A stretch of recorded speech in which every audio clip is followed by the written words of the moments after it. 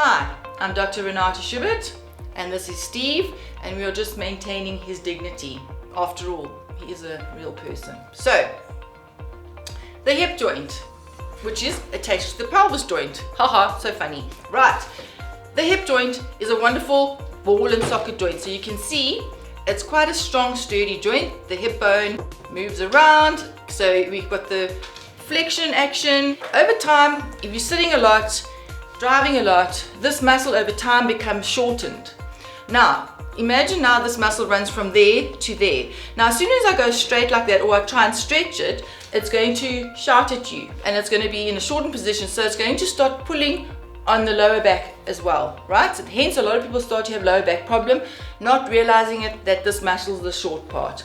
The reason I bring this up with the hip is because it's a very big muscle attached to the hip joint. Now, all the back muscles here are the glute muscles, and they also are very strong, the strongest group of muscles in the body, and they also go and affect the hip joint itself as well, right? So, the main problem with the hip is sitting. We were not designed to do this for 12 or more hours a day, okay? The hip sits like this while you're driving.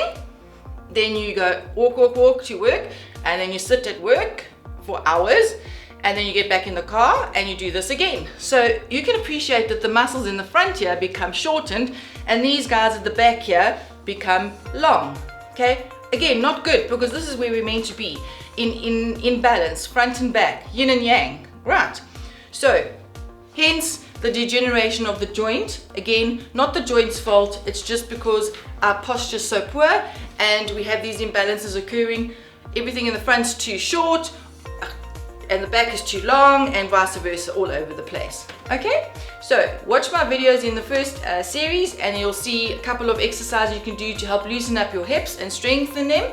And just keep watching these videos so you can understand why things are happening, and then basically we're trying to empower you to live the best version of yourself. Okay, so thank you for your attention, and we will see you soon in the next video.